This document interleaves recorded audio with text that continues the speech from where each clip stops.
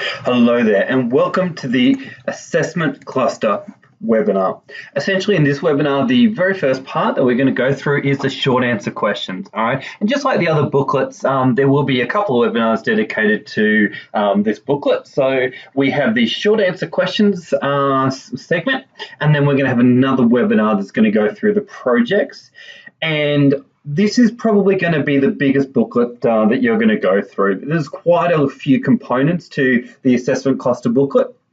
And that's simply because there is actually 1, 2, 3, 4 units as part of this cluster. Okay, so be prepared for the workload in this one, and you're going to find that the short answer questions are going to be a little bit more intricate, and a little bit more research may be required. Okay, for your reference and understanding, with the textbook, it is chapters 9, 10, and 11 that focus on the assessment cluster. Okay, so I'll say it again. It's chapters 9, 10, and 11. All right. Ultimately, as I go through the short answer questions, you're going to hear a number of times where I say check out Google for this particular keyword search, or I'll say check out the textbook, chapter 9, 10, and 11. All right. So welcome to today's webinar. It is the assessment cluster booklet.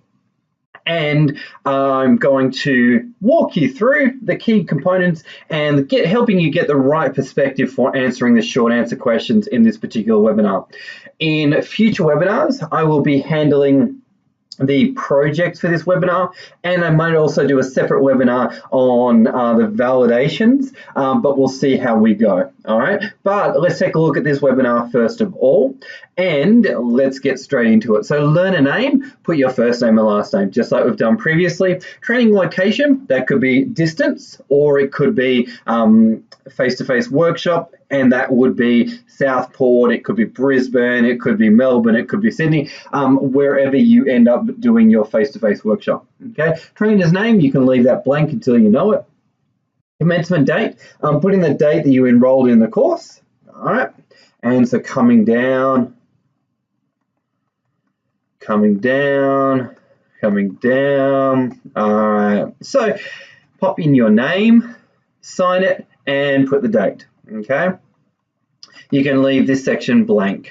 All right, so pop in your name, put in the date, and you can leave that blank, leave this section blank. All right, so come down, pop your name in, start date, and leave the rest blank. Okay, coming down, pop your name in, put the start date, and leave the rest blank. All right, pop your name in, put the start date, and leave the rest blank. All right, so as I mentioned in this webinar, this cluster booklet is made up of 4 major items. We've got written questions, practical tasks, validation activities, and we've got some RPL activities as well. All right, so let's get straight into the short answer questions for these particular units. All right, so question 1 there, suggest 3 attributes of ethical behavior you would expect of an assessor. The easiest way to approach this question is to think about what would you want an assessor not to do. Okay, obviously you wouldn't want an assessor to take bribes, to make bad assessment decisions, to be unorganized, to not have the resources, to be biased, to not give good feedback, to turn up late, all those different kind of things. So if we now put that into the positive, we could say someone that has integrity, someone that's got is very honest, somebody that's professional, somebody that makes good quality assessment decisions, somebody that follows the instructions, somebody that is flexible, all those kind of things. All right, so just suggest 3 examples of ethical behavior you would expect of an assessor, and if you can put in an example, that's going to be even better. Okay, so that's question 1 for you. Question 2, list 3 activities that you would include in a work-based learning pathway. Now these could include mentoring, it could include on-the-job supervision and coaching, it could include workshops, it could include daily practice activities. It could include, watching YouTube clips. Just have a think about within the workplace, what are some learning activities that you could assign your trainees or your candidates or your learners as such? Okay.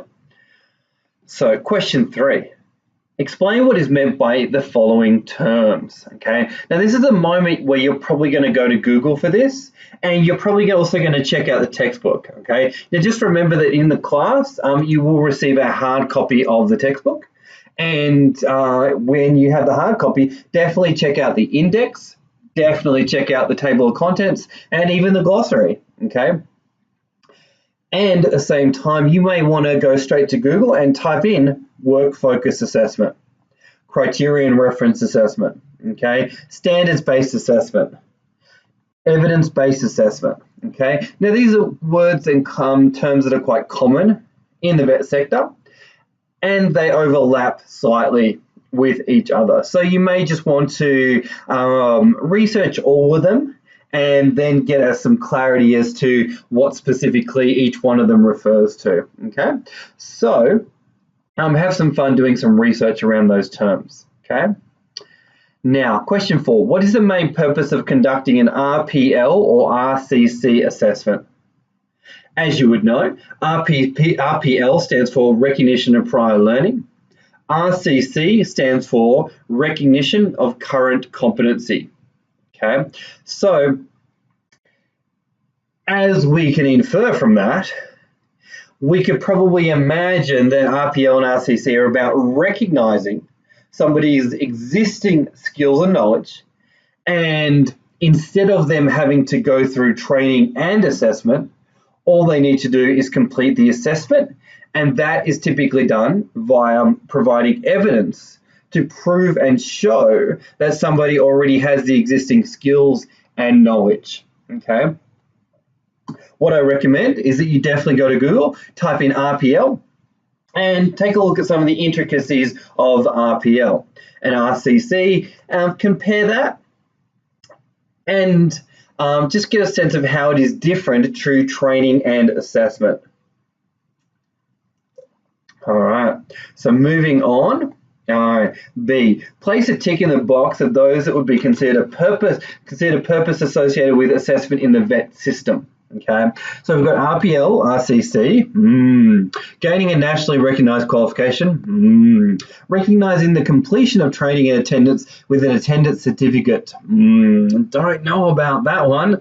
Don't know about that one. Don't know about that one. Gaining a statement of attainment. That one sounds good. All right, so I'm hoping that you've got a sense of what the correct answers might be, okay? Question 5, what role does a unit of competency play in assessment in nationally accredited training? Okay, now of course you're going to explain this in your own words, and we just need to reflect on the fact that in vet we have training packages, we have qualifications, and we have units of competency. So ultimately, when we are training in vet, we are training somebody to perform in the workplace. And the unit of competency is our benchmark and our standard that we assess against. And that is how we measure success of competency in the workplace. Okay, so you can put that into your own words, but ultimately the unit of competency is the benchmark that we assess against, okay? So, B, what parts of a unit of competency should you refer to in order to cover the requirements and conditions for assessment? Well, probably, hint, hint, nudge, nudge. If you look through the unit of competency, you're going to find some key items, the performance criteria, and you're going to find some things that specifically relate to assessment, such as the performance evidence, such as the knowledge evidence, and such as the assessment conditions, okay?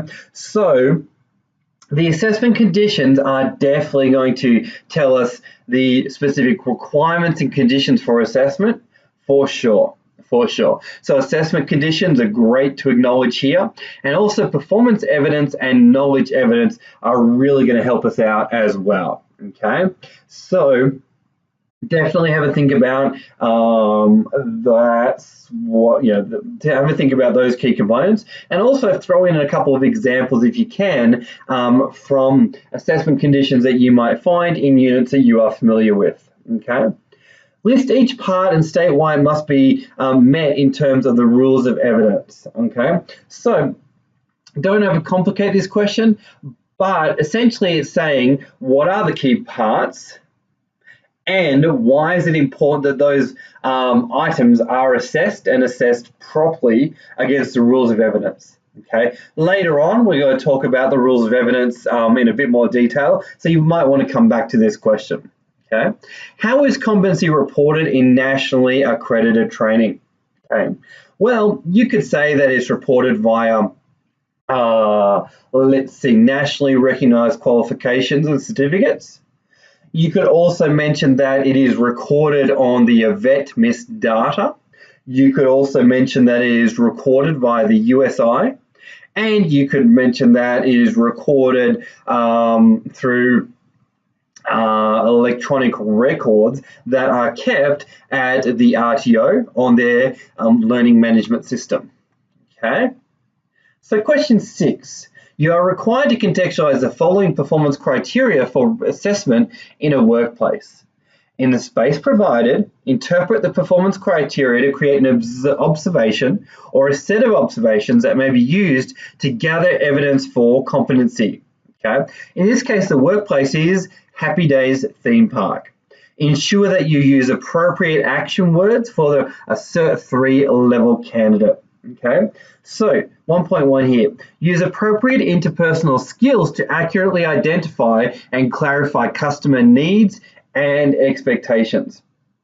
So the kinds of things that we could come up with could be, what have we got here? Customer needs and expectations, Happy Days theme park. Okay, so it could be, when working at information booth, the candidate asks fact-finding questions to identify customer needs. Or what else have we got? When customer enters the theme park, the staff member offers assistance with a smile. Okay, what else? When serving a customer, the candidate uses good open and closed questions. Okay, what else have we got? When serving a customer, the staff member, what else have we got? Asks 3 or 4 probing questions or interview questions before they make a recommendation. Okay, so all I'm doing there is thinking about what are some observable things or things that I could watch someone do to ascertain whether somebody could do this or not. I hope that makes sense to you, and I hope that my examples have been helpful for you. Remember that the word contextualize means to make relevant and appropriate and suitable for the learning for the workplace and the learning environment in a sense, okay, which is the same thing in this particular case. All right, but just have a think about how could you watch someone demonstrate those skills to you. Okay. If you need further clarification or help on that, feel free to send an email to the office and ask us questions. More than happy to help you out. Okay. But this is a critical skill that you need to understand now before you head on to the projects. Okay. Question 7. List the 4 principles of assessment and briefly explain how each may be addressed when planning and assessment. Okay. So the 4 principles of assessment, and I'll tell them to you right now, and I mean you'll be able to look them up quite easily as well if you go to Google. Okay, if you go to Google, all you need to do is type in principles of assessment and see what comes up. Okay, but I'll tell you right now, the first one is valid, next one is flexible, next one is reliable, And the last one is fair.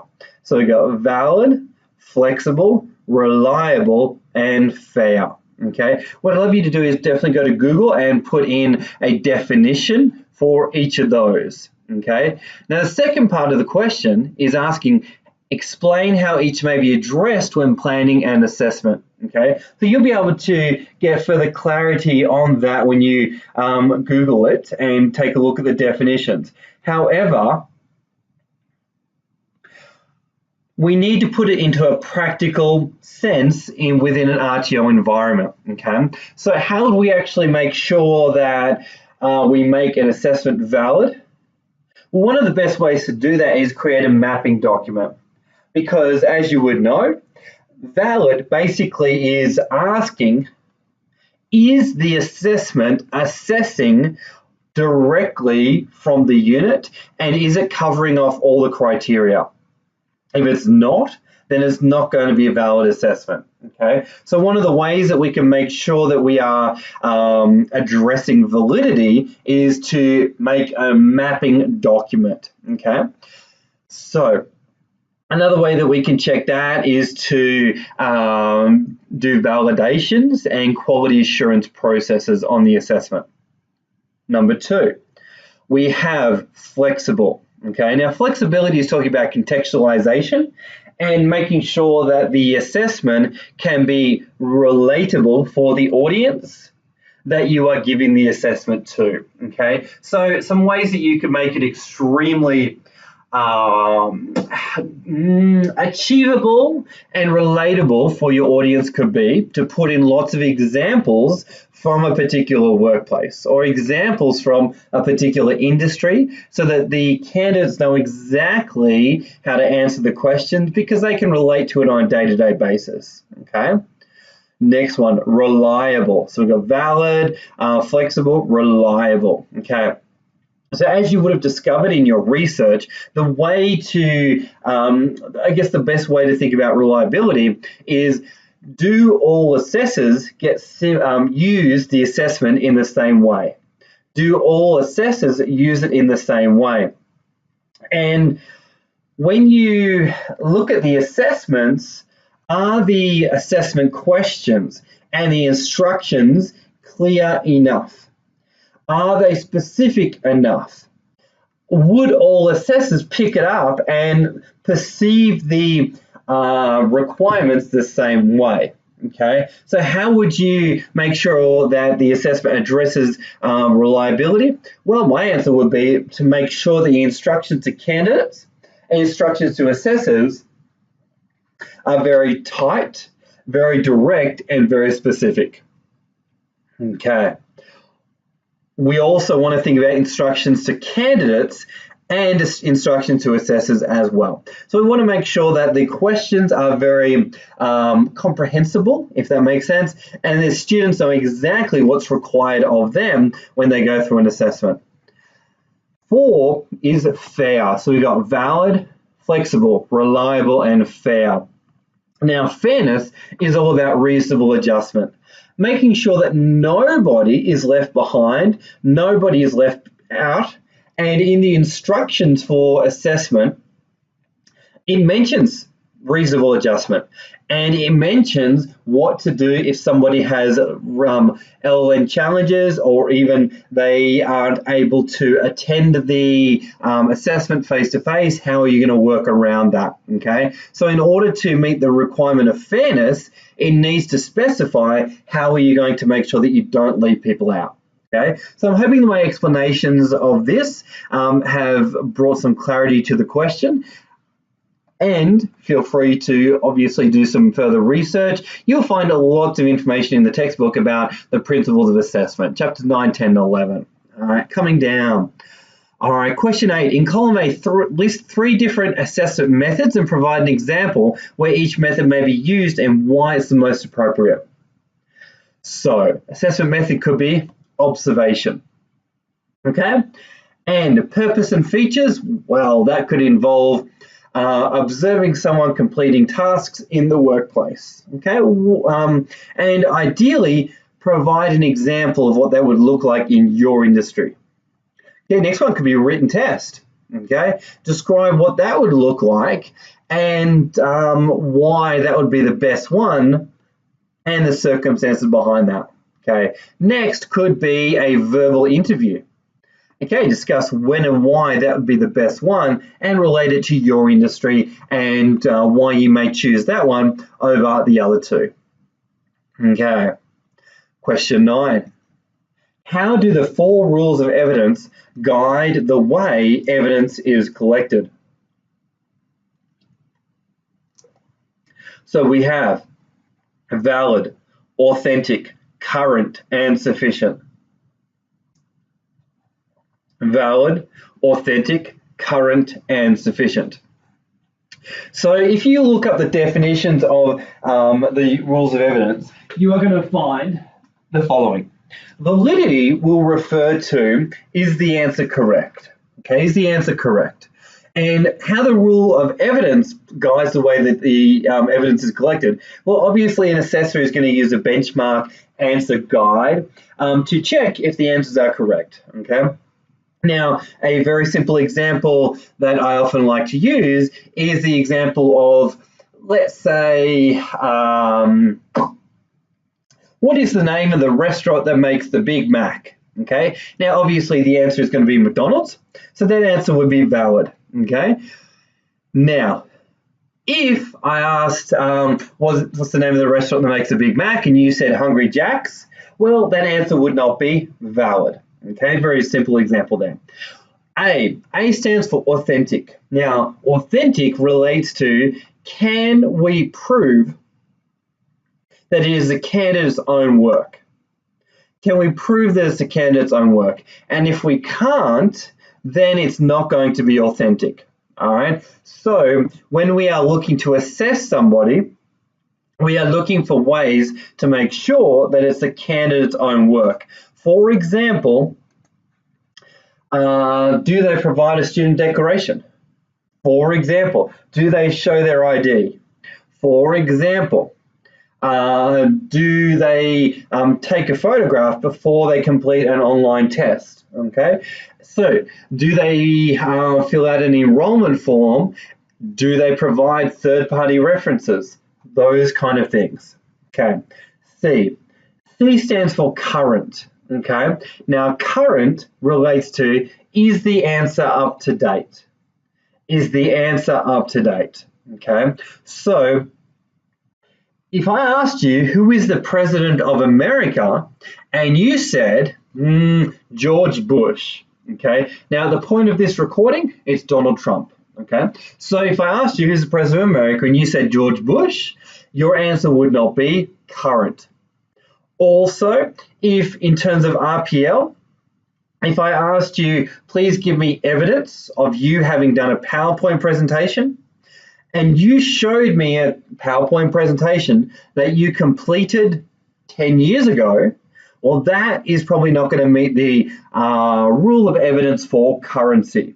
Generally, side note, you want to have evidence that's only between 12 months to 24 months old, so 2 years maximum.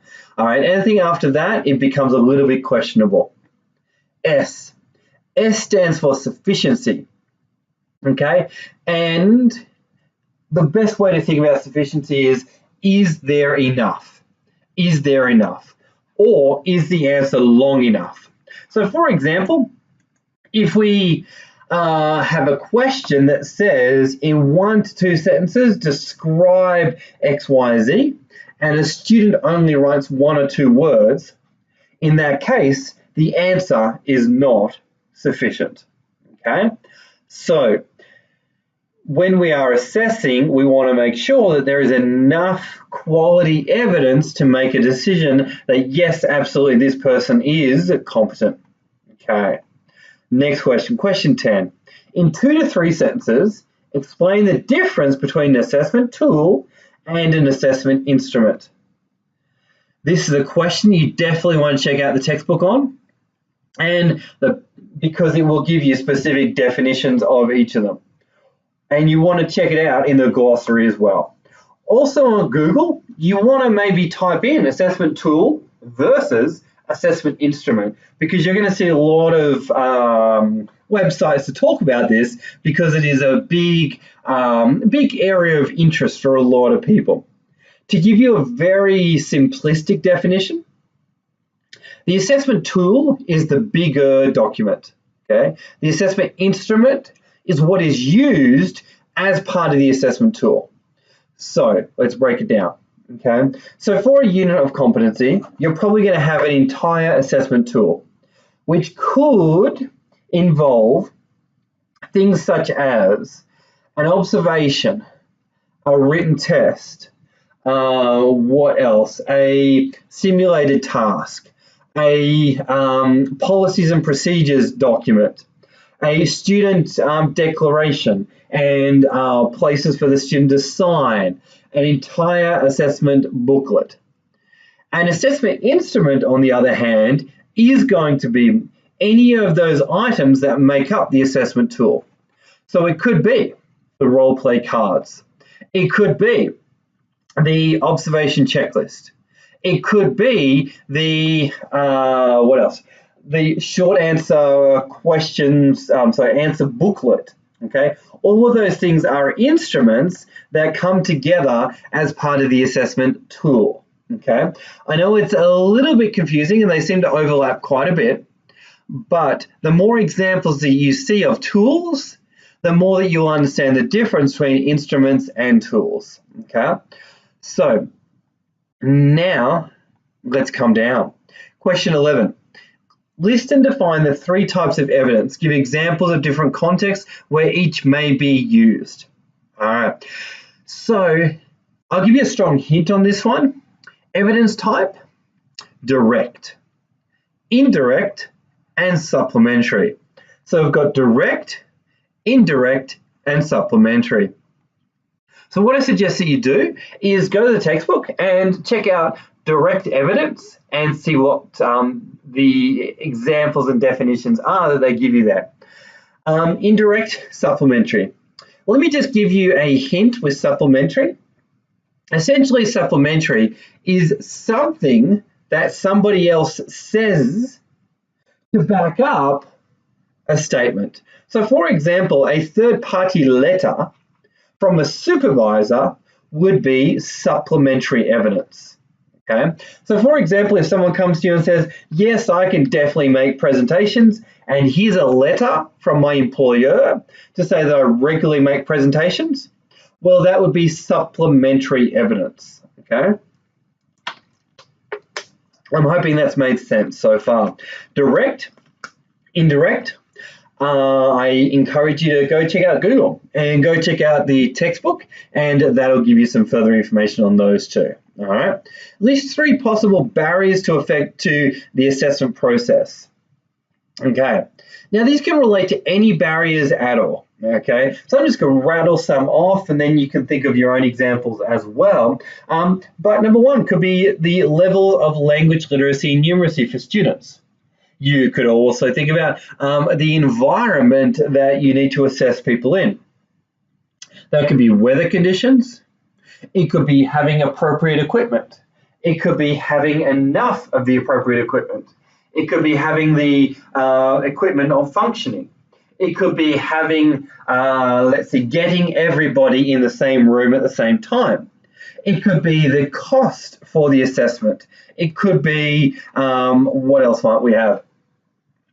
It could be finding qualified assessors. It could be, if you were dealing with real life scenarios, it could be trying to replicate the situations and the conditions that people would be typically facing in the real world environment. Let's just pick an example about firefighters. It can be challenging to light a fire and then say, put it out, okay? Or security guards, okay? Role plays are only role plays, okay? But really we need to assess somebody's ability to handle real world situations, okay? So those are some barriers that could affect the assessment process. Another one could be, just off the top of my head, people that live in faraway locations and need to be able to do their assessment but can't make it to the face-to-face environments to be able to do the assessment. Okay, so location of students could be a barrier. Okay, so I'm hoping I've given you enough examples on question 12 there. You definitely want to provide the example and then talk a little bit about it. Okay, so question 13, list 3 policies that could impact on the assessment process. Okay, so you may have WHS, you may have anti-discrimination, privacy and confidentiality, you could have the appeals policy, those kind of things. Okay, so you want to list it and you want to mention how it could impact on the assessment process. Another one that I just thought of could be plagiarism. Okay, and how does your RTO or an RTO deal with plagiarism? Okay, cool. Another one, question 14. What assessment method would enable an assessor to judge a candidate's technical or subject knowledge? Okay. Now, if we're talking about technical or subject knowledge, would you really do a multiple choice? Probably not. Would you really do a practical test? Probably not. Okay, so we probably do a short answer question, or we may do a verbal interview. Okay, but ultimately, any assessment method looking at testing technical or subject knowledge really wants to be a theory targeted assessment, if that makes sense. Okay. Question 15, list 2 documents to which an assessor might refer to determine legal requirements for assessors or for assessment.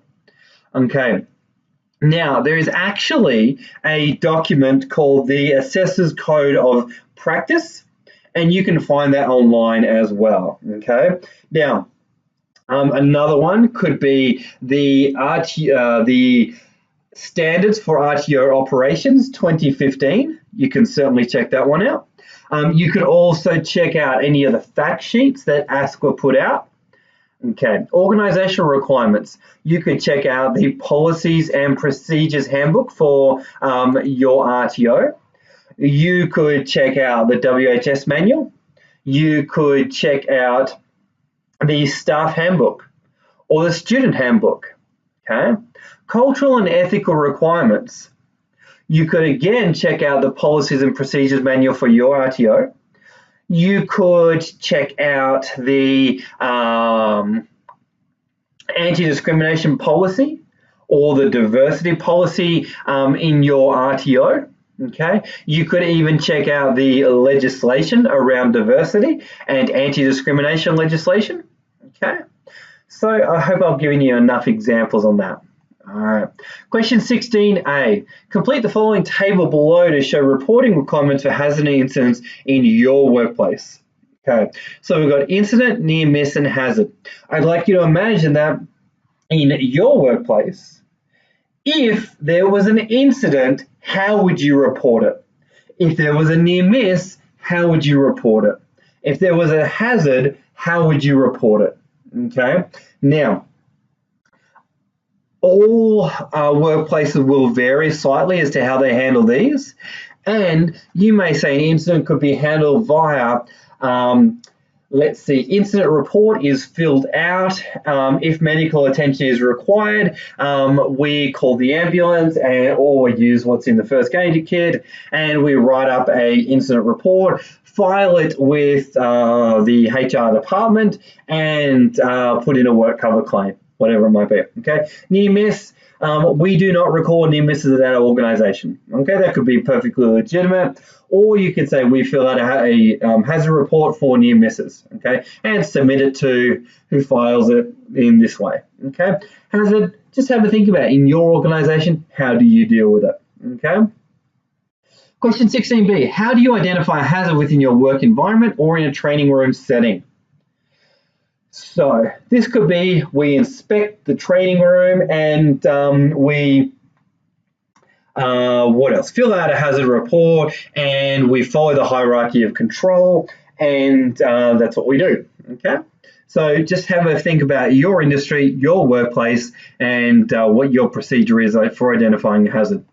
Okay. Question 17, explain how you would address each of the following OH&S issues to ensure that safety of a training environment for which you were responsible. assessment and risk control measures. So just have a think about how would you make sure a learning environment is safe, and how would you assess it, and what are the risk control measures that you would go through to make sure the learning environment is safe. So things like checking equipment, things like testing and tagging, things like inspecting the room, making a note of any hazards, and maybe inducting learners into the learning environment, things like that. Reporting requirements for hazards. Okay, you've found a hazard. What's the reporting requirement around that? And if you don't work in an RTO and if you're not delivering training, just imagine you are, or just talk about your own workplace. Okay. Safe use and maintenance of relevant equipment. Okay. So how do you make sure that the equipment is maintained in your organization? Okay. Emergency procedures. What are they for your organization, and how do you make sure that people follow them? Okay. Sources of OH&S information. Where can people find relevant OH&S information for your workplace? Okay. Role of key workplace persons. Okay. So who looks after safety in your organization? And what do they do? Okay. And who is the fire warden? And how does that operate? And what are the roles of the fire wardens? Okay. Question 18.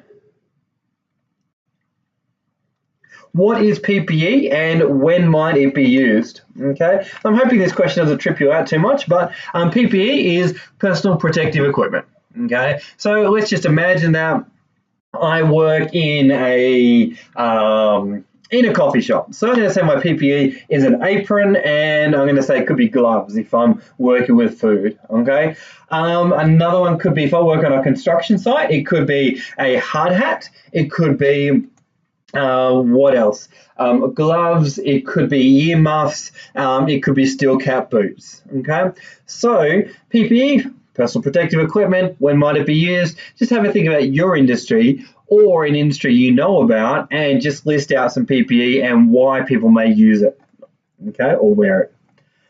Question 19, list the requirements your workplace, or one which you are familiar with, to ensure all students know the requirements to using equipment.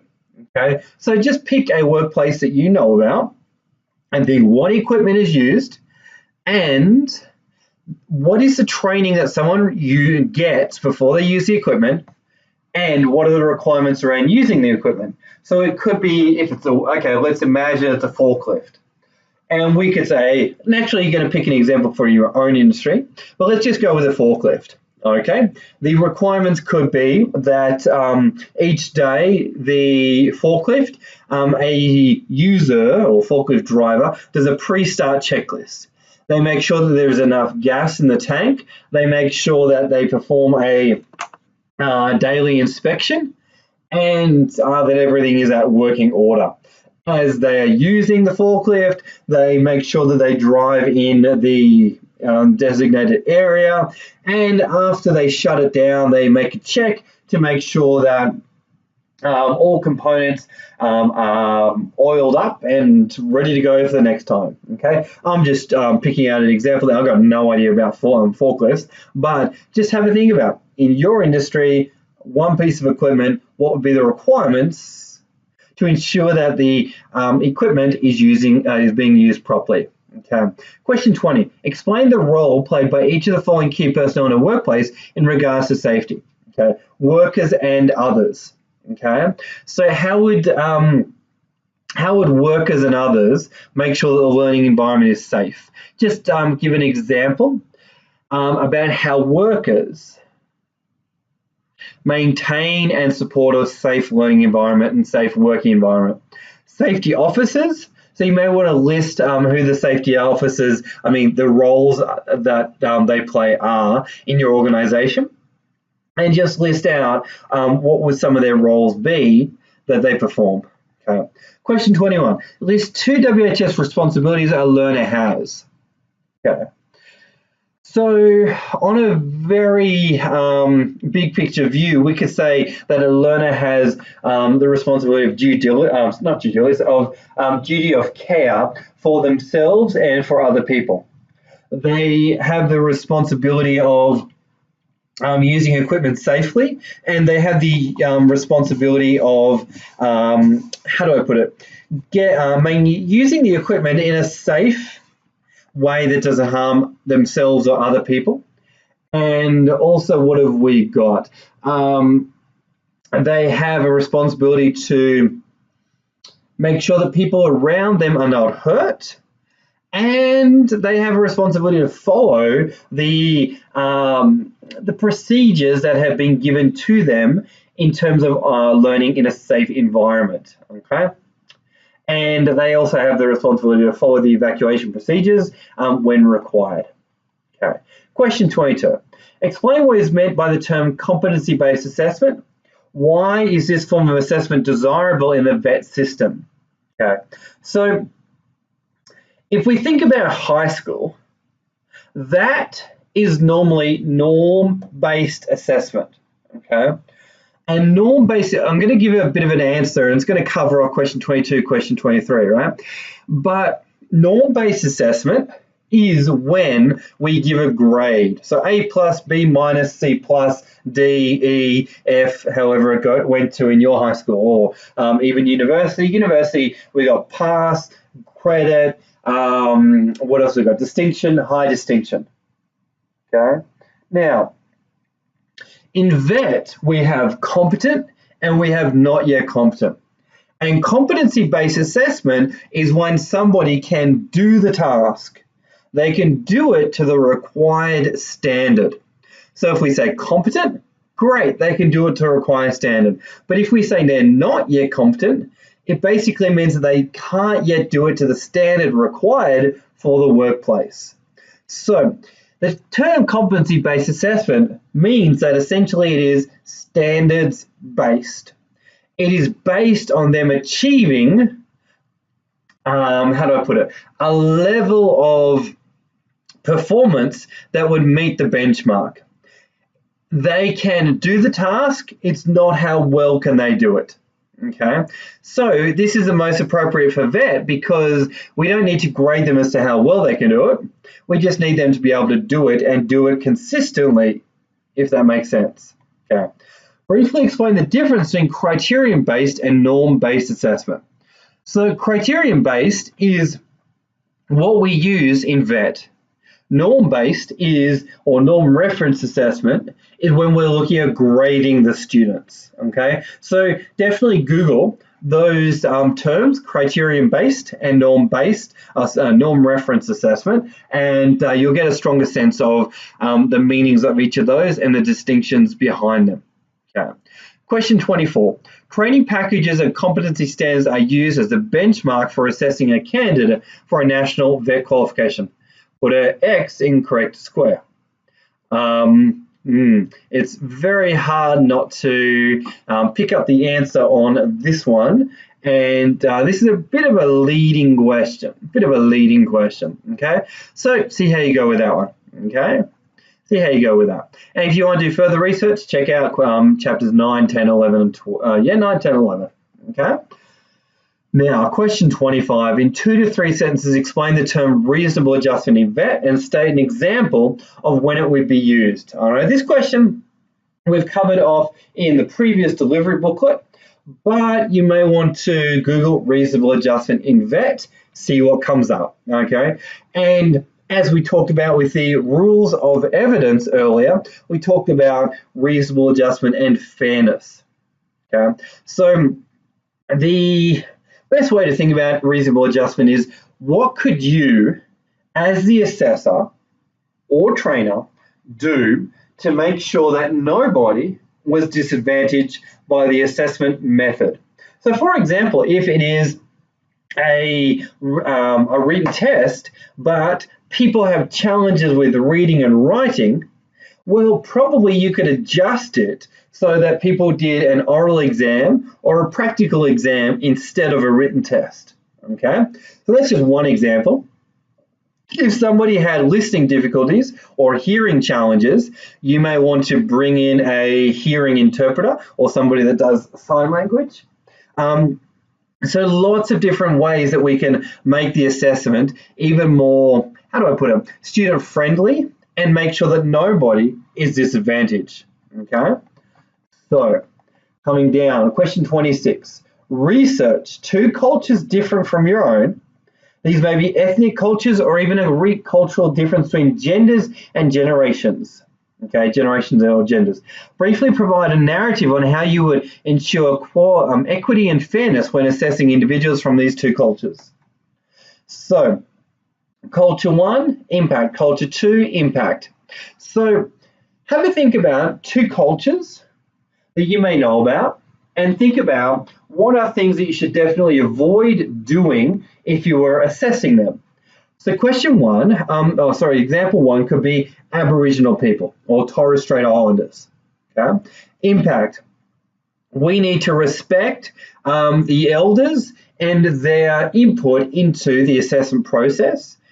We also need to be very careful about what we ask questions about and what we don't ask questions about. Okay?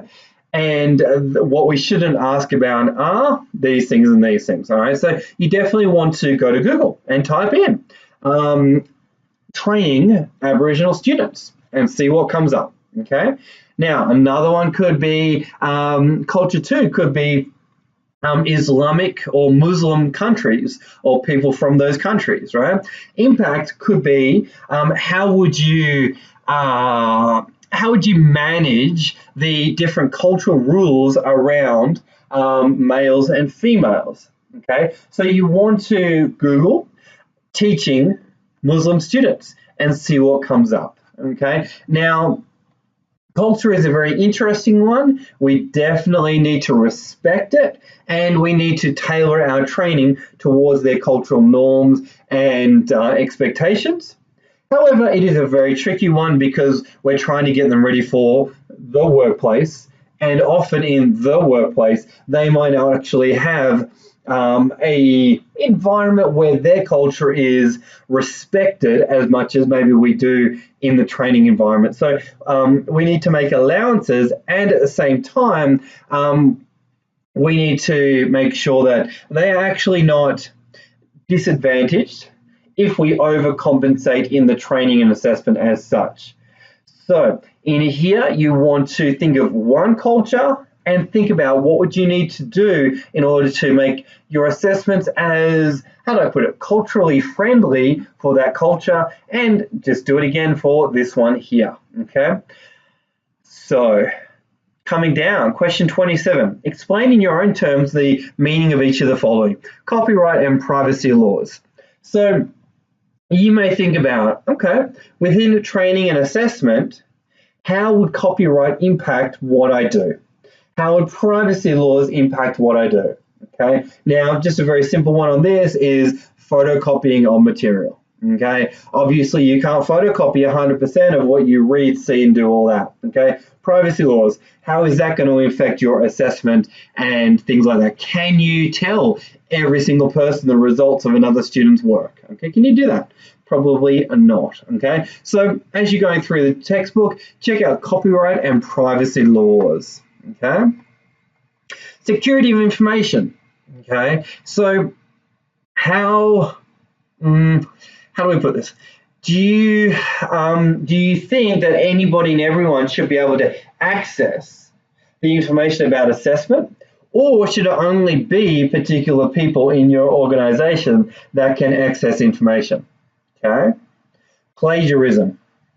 All right, what's your company's policy and procedure on plagiarism? And what is acceptable, what's not? Okay, so have a think about that. Privacy and security information, very similar to security information, but this one is a little bit more detailed in terms of who has access, when, how, and how do you stop the wrong people getting information, and potentially how do you deal with students' personal information. Okay. So, question 28. In 2 to 3 sentences, explain the relationship between nationally accredited training and licensing requirements. Okay. So, you may want to Google, let's see, nationally accredited training / or licensing requirements. And you probably want to put in a couple of examples of maybe some degrees or certificates that lead to licenses, such as the certificate 2 and 3 in security will lead to a security license. Or in order to get a real estate license, you must complete the Cert 4 in property services, or there are certain list of units that you must complete. Let's talk about a gun license. For a gun license, there are particular units that must be completed. Okay. Just think about all the different licensing requirements that could exist and any qualifications that could be required to complete before you get the license on that. Question 29. In 1 to 2 sentences, explain why it is important for RTOs to engage with industry on a regular basis. Okay. Well, if we think about it, ultimately, VET is vocational education training. So we are training somebody up to get ready for the workplace. So it would probably make sense that RTOs, when they develop their training and assessment strategies, that they are training people on the most current and up-to-date industry skills and knowledge. So we need to make sure that what we train on is what's actually being used in industry. And as such, we would want to have industry consultation, and we would want to do that quite regularly. And we would want to get different industry organizations involved in our assessment process planning, okay? If we don't, then we could end up training and assessing, practices that could be out of date. Okay, so I'm hoping that's answered question 9 for you. All right, a keyword that you may want to Google is industry consultation in VET. Okay, question 30. Explain an assessor's duty of care to a candidate in relation to occupational health and safety concerns. So I guess the best way to answer this is to think about, is it okay for an assessor to put a candidate in harm's way? Well, probably not. Not a great idea to do that, okay? Is it okay for an assessor to allow a student to drink? Well, probably not a good idea, okay? Is it okay for an assessor to put the student in an environment where there could be machinery that's operating that could cause serious harm? Probably not, okay? So you just need to think about what does an assessor really need to be thinking about when, in terms of safety, when they're conducting the assessment, and would that be a legitimate and appropriate way to assess people? Because ultimately, if we are putting people in harm's way, never a good idea, okay? Question 31. What can be informed about an assessment result who can be informed about an assessment result according to confidentiality requirements? Well, ultimately, only the candidate can be informed about the result, okay? There may be some that would argue that the employer could be informed about it. However, that cannot really happen unless the unless the candidate has given the express permission for that to happen, okay? Many times we see situations where the wrong people are informed about assessment results, and it can get a bit awkward, and things can get a little bit murky. So we want to make sure that it is only the candidate that is informed about the results. And there are a number of, privacy and, confidential requirements that you as an RTO or you as working at an RTO must adhere to, okay? Every RTO will be slightly different, okay? However, they are generally going to operate off the principle that only the candidate should be informed. Question 32. Explain 2 actions an assessor must take to ensure compliance with your workplace anti-discrimination policy or a workplace with which you are familiar. Okay, so anti-discrimination policy, How do you as an assessor ensure that learners and assessors, and candidates are not discriminated against? Okay, so you could have things like making sure that students or candidates read through the student handbook before they enroll, or they read through the assessment requirements before they start the assessment. Or maybe they've got opportunities for appealing the assessment decision. Or maybe they can have access to the complaints policy and how to put in complaints if they're not happy about things. Okay. What else? Another one could be when they make assessment decisions, they follow the rules of evidence. When they're making decisions against someone's results, such as competent or not yet competent. Okay. And maybe they also are regularly checking the benchmark answers. Okay. Question 33. What role in a workplace takes care of workplace relations? This one's a hard one to give away, but let's see. Let me ask it through powers of deduction. Is it the finance department? Probably not. Is it the transport and logistics department? Probably not. Is it potentially the human resources department? Is it potentially the human resources department? Is it potentially the human resource department? Okay, I'm just going to leave that question there for you. All right, and hopefully you've got the hint. Okay, but don't forget to pop it into a sentence and you should be good to go. All right, question 34. Name a common method to ensure an organization meets its obligations in relation to meeting legislative awards. Okay, so how does your company's human resource department make sure it meets the organization's obligations in terms of legislative awards? Okay, so do they have a review committee?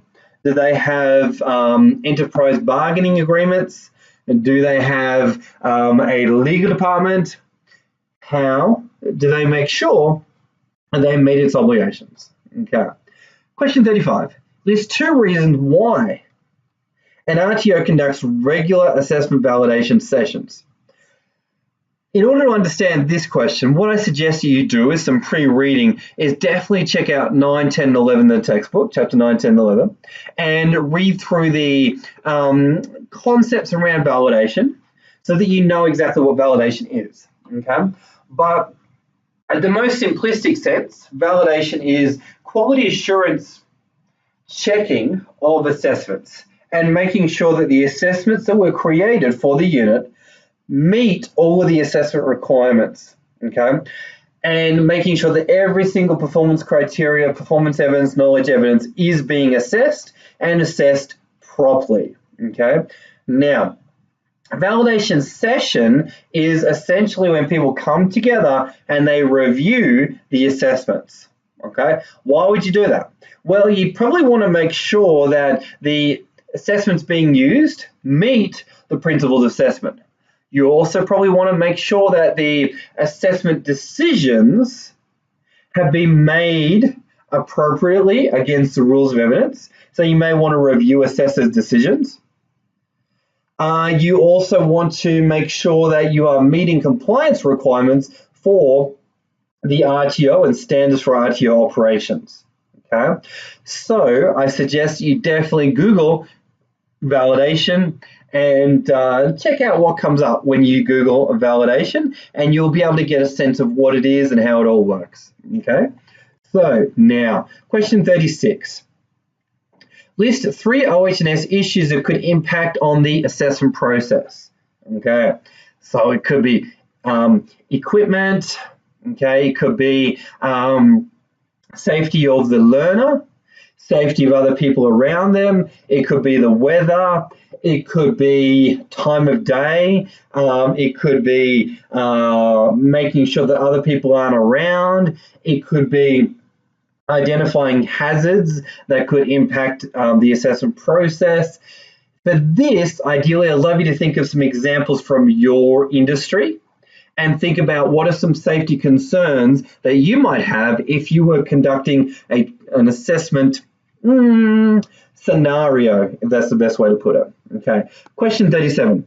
How should assessments be stored within your organization, and who has permission to alter them when changes are required? Okay. So you could say they are stored on an internal server, and it is password protected. Only the academic manager has access to them, and it is, what else? It is located on a backup server as well. All those different kind of things. Every RTO is going to be slightly different. Okay. And if you don't work in an RTO, just imagine you do, and just have a think about that. Okay. Question 38. What are the 4 dimensions of competency?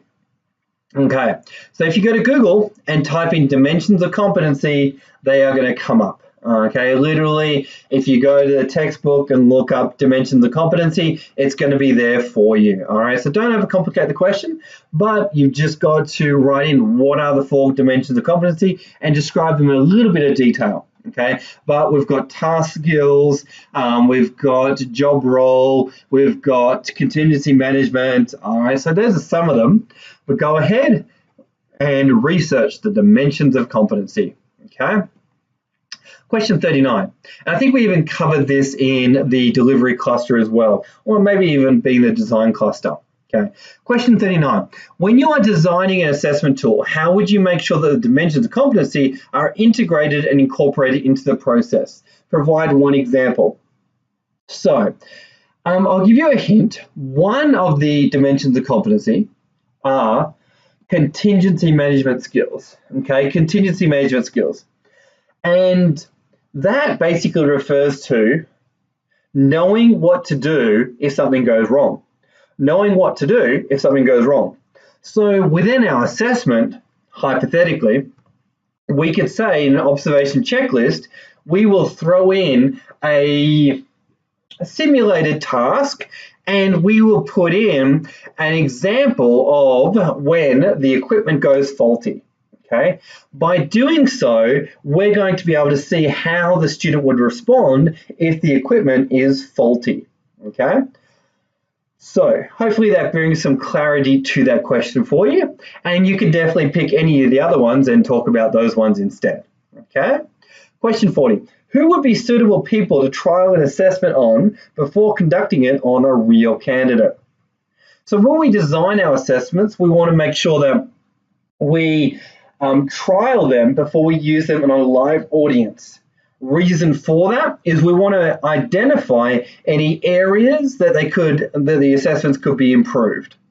So the best way to do that is to see the responses that students may give us on the questions that we provide.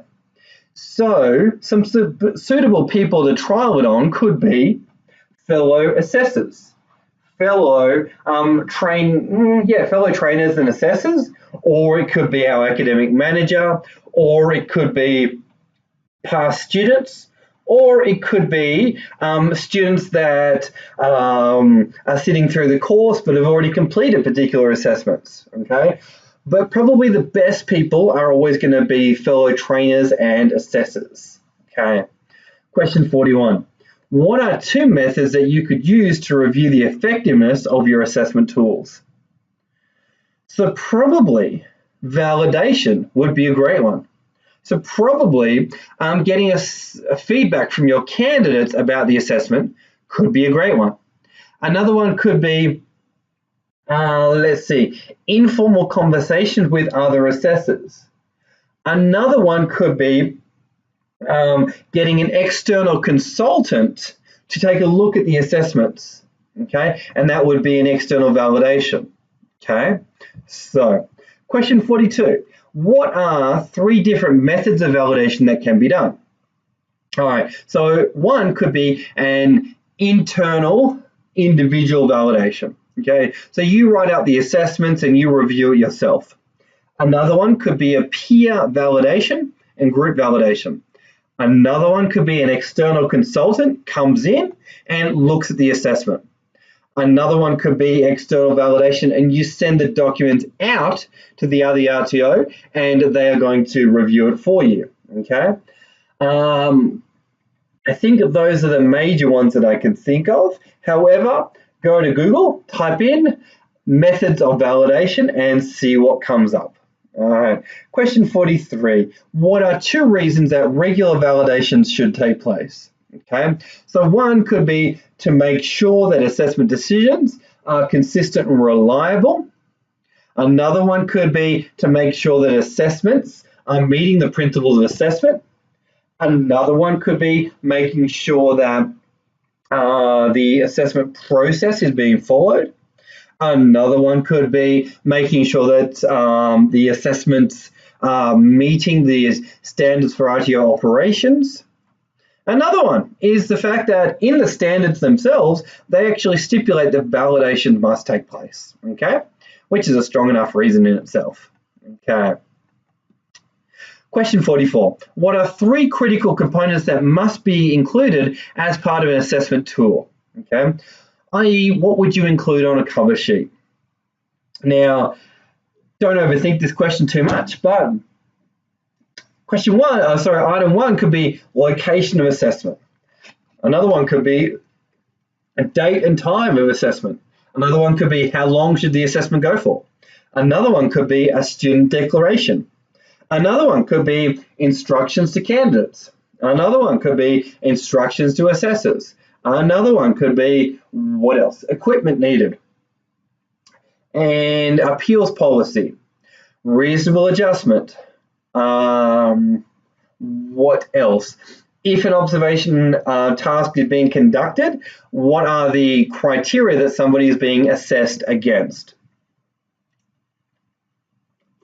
What else? Benchmark answers, all those different kind of things. Okay, question 45. What is one thing that is checked during a validation session? Okay, well, probably, as we've already alluded to, it's going to be the assessment decisions. It's going to be all the performance evidence, knowledge evidence, performance criteria, all the items being assessed, how effectively are they being assessed? Are they assessed enough times? Are the answers valid, authentic, current, and sufficient? The principles of assessment being adhered to? Is the assessment valid? Is it flexible? Is it fair? Is it reliable? Let's see. Are the assessors using the assessment in the right way? What else? Are all the assessors interpreting the questions and the instructions in the same way? All those different kind of things. Okay, there's numerous things that are assessed in a validation session. Question 46. Why is it important that assessment tools meet the principles of assessment? Okay, well, without giving it away, the reason is that it's part of the standards of RTO operations 2015, and that's part of it. The other thing is, well, let's unpack what the principles of assessment are. Okay, so we've got validity, flexibility, reliable, and fairness. So you could say that, well, if an assessment isn't valid, then that would mean that this unit of competency isn't being assessed properly and things are being missed out. If it isn't reliable, then different assessors will use it a different way. As a result of that, then students will be disadvantaged. Okay. Then we've got flexibility. If the assessments aren't flexible, then people won't be able to relate to the questions, and it won't be fair for particular individuals. What else have we got? Fairness. If it's not fair, then people with disabilities won't be able to complete the assessments.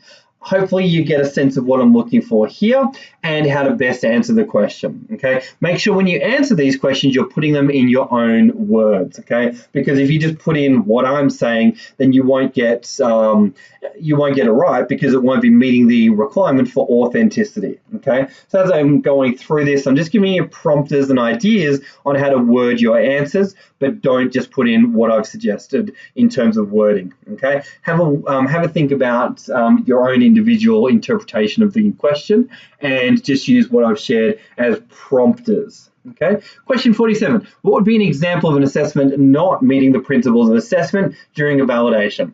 Well, I've given you quite a few hints on it here.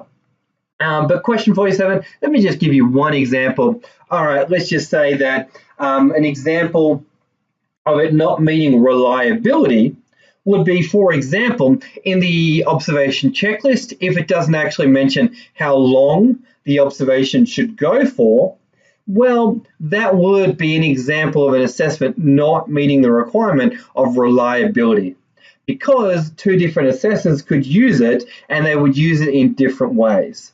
Okay.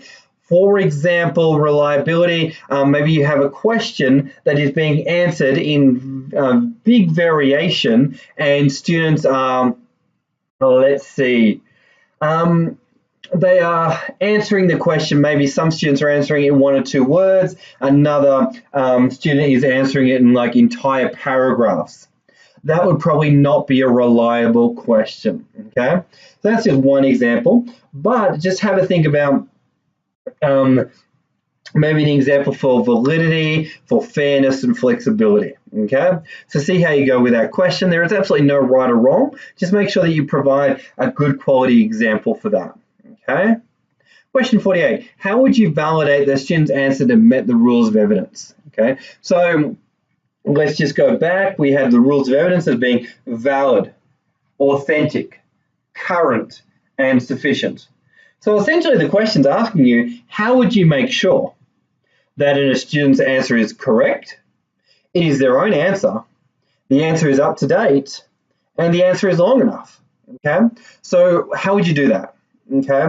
And maybe as I pose that question, the marker's guide or benchmark answer concept might come to mind, but just have a think about how would you make sure the answer is correct, it's their own, it's up to date, and the answer is long enough, okay? What kind of things would you be looking for if you're wanting to make sure that the answer met the rules of evidence? And you want to maybe do some further research on what the rules of evidence are in a little bit more detail, but probably I've given you enough hints there to be able to answer question 48 there, okay? So that, folks, is the end of the short answer questions. Now go ahead and you'll be able to sign the learner's signature, pop the date, okay? And this is kind of like a learner declaration to say that this is your own work, and that will be all good, all right? But essentially, up till now, we have covered the short answer questions for the assessment booklet. As you can see, there's a lot more research and a lot more learning involved in this booklet compared to potentially the other booklets that we've looked at so far. All right, so thank you so much for listening to the webinar up till now.